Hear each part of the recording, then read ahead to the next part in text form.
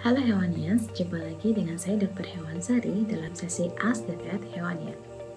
Hewanians pasti sudah tidak asing lagi dengan istilah vaksin. Nah, tetapi apakah vaksin itu? Vaksin adalah segala jenis zat yang digunakan dan diberikan kepada individu tertentu untuk menginisiasi reaksi pembentukan sistem imun. Nah, jadi vaksin ini dapat diberikan dalam bentuk injeksi, dalam bentuk spray nasal atau melalui hidung, dalam bentuk pil atau dalam bentuk cairan. Ada beberapa vaksin yang digunakan untuk membentuk sistem imun terhadap virus dan juga ada beberapa vaksin yang digunakan untuk membentuk sistem imun terhadap bakteri tertentu. Pada kesempatan ini saya akan membahas vaksin berdasarkan dua kelompok.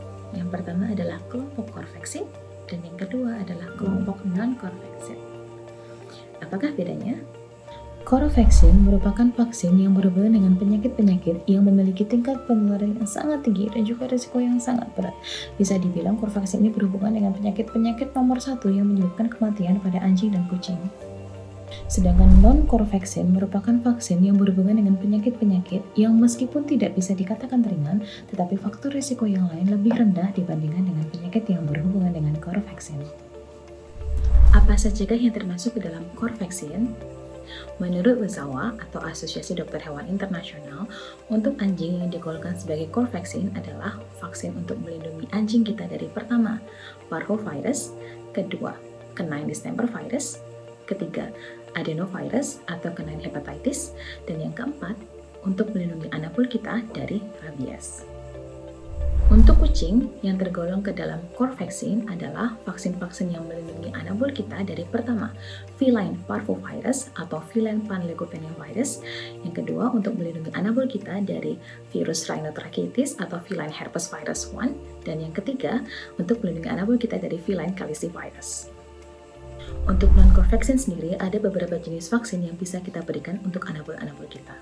Untuk anjing, ada vaksin untuk Bordetella, kemudian vaksin untuk Leptospira, vaksin untuk canine enterocoronavirus, dan vaksin untuk canine parainfluenza. Dan sebetulnya masih ada beberapa vaksin lain juga. Pemberian vaksin ini sangat disesuaikan dengan kondisi pemilik dan kondisi hewan masing-masing. Bukan berarti penyakit-penyakit ini tidak penting ya, tetapi apabila dibandingkan dengan yang core vaksin, penyakit-penyakit ini memiliki resiko yang lebih ringan.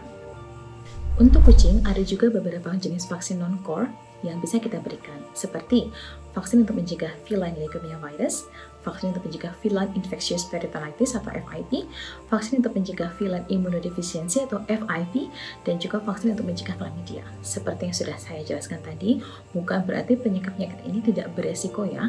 Penyakit-penyakit ini juga sangat beresiko, tetapi apabila dibandingkan dengan yang core vaksin tadi, penularannya memiliki resiko lebih ringan. Seperti itu. Untuk pembagian core vaksin dan non-core vaksin sendiri sebetulnya tidak ada aturan yang tetap. Artinya, ini bisa berubah tergantung dengan kondisi lingkungan di mana hewan yang tinggal. Misal, ternyata hewan yang tinggal di area yang endemik rabies atau banyak kasus rabies, bisa saja vaksin rabies dimasukkan ke dalam core vaksin untuk kucing juga. Pertanyaan selanjutnya, kapan anabul kita boleh divaksin? Nah, jawabannya sebetulnya anabul kita sudah boleh divaksin di usia 6-8 minggu. Jadi pada usia 1,5 bulan sebetulnya sudah boleh divaksin. Tetapi ada syarat-syarat yang hewanias di sini harus paham. Apa aja syarat-syarat itu? Yang pertama, bahwa dalam umur 6-8 minggu, berat anabul-anabul hewanias di sini harus sudah sesuai dengan standar minimal. Kenapa? Karena kalau ternyata beratnya di bawah normal, berarti ini menandakan bisa jadi nutrisinya kurang terpenuhi, mungkin dari sumbernya seperti mungkin dia kalah kompetisi dengan saudaranya ketika menyusu dengan induknya, mungkin memang makanannya memang kurang cocok, atau ternyata memang dia mengalami masalah metabolisme. Kemudian ketika dilakukan pemeriksaan fisik harus dinyatakan sehat, artinya dia tidak sedang demam, tidak ditemukan adanya jamur, dan tidak ditemukan adanya keradangan-keradangan lain seperti biasanya keradangan pada telinga atau ada keradangan pada area mata. Nah, bahkan sangat disarankan pada hewanias di sini untuk memberikan obat cacing kepada anabulnya sebelum divaksin, dan juga sangat disarankan anabul-anabul hewanias di sini divaksin dalam keadaan bebas dari kutu dan ektoparasit lain. Nah, selain itu harus diperhatikan juga oleh hewanias di sini bahwa ketika kita akan melakukan vaksinasi pada hewan kita, pada anabul kita, pastikan mereka tidak memiliki kontak apapun dengan hewan lain yang sedang sakit, karena kita nggak pernah tahu nih mereka ketularan atau enggak.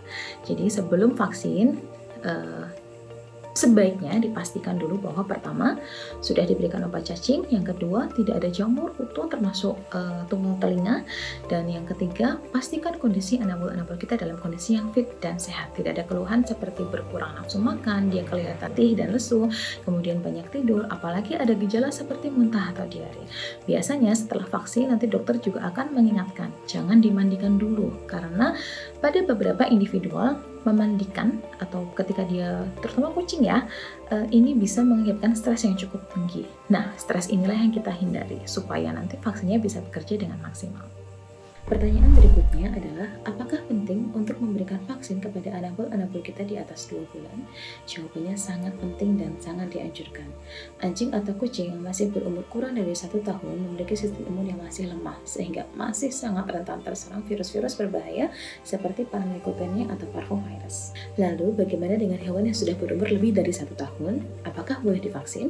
Jawabannya boleh, dan untuk vaksin-vaksin seperti vaksin rabies tetap disarankan. Tetapi sebelum melakukan vaksinasi, tetap konsultasikan dulu dengan dokter-dokter hewan yang sudah sering menangani anabul-anabul hewanians supaya kondisinya sesuai dengan hewan peliharaan hewanians semua. Pertanyaan selanjutnya, berapa kali kita harus memvaksin anabul kita? Oke, ada beberapa standar yang kita gunakan, tetapi umumnya untuk kucing biasanya kita menganjurkan untuk vaksin 2 atau 3 kali berturut-turut dalam jangka waktu 1 bulan, dan kemudian dilakukan booster setahun setelah vaksin terakhir. Untuk anjing biasanya dilakukan vaksin 3 kali berturut-turut dalam jangka waktu 1 bulan, dan kemudian boosternya dilakukan setahun setelah vaksin terakhir. Tetapi seperti yang tadi saya sampaikan di awal, pada beberapa kondisi ketika memang daerah itu rawan sekali tertular penyakit, ada beberapa dokter yang menganjurkan bahwa pemberiannya bahkan harus sampai 4 kali. Tidak masalah, silahkan didiskusikan dengan dokter hewan anabul hewanians di sini sebaiknya berapa kali. Pertanyaan yang sering muncul berikutnya adalah reaksi pasca vaksin. Nah, pada anjing dan kucing, reaksi ini juga kadang-kadang ditemukan dalam bentuk mungkin akan lebih sering tidur, tidak tertarik dengan makanan, atau tidak seaktif biasanya. Hal ini tidak perlu dikhawatirkan selama tidak lebih dari 2 atau 3 hari. Apabila lebih dari waktu ini, harus segera dicekkan lagi ke dokter hewan terdekat untuk diperiksa lebih lanjut. Nah, selain itu, apabila terjadi reaksi lain atau gejala lain seperti mungkin muncul ruam, kemerahan, bengkak, muntah, atau diare, hal-hal ini merupakan hal yang tidak normal, sehingga apabila muncul harus segera dibawa ke dokter hewan terdekat. Pemberian vitamin pasca vaksinasi juga boleh dilakukan untuk memastikan bahwa anabul-anabul kita terbentuk sistem imun yang sempurna. Nah, seperti itu sedikit sharing mengenai vaksin pada anjing dan kucing yang bisa saya berikan. Untuk pembahasan lebih lanjut, misalkan seberapa penting sih non-core vaksin itu diberikan, bisa kita bahas di sesi Ask the Vet berikutnya. Thank you for watching.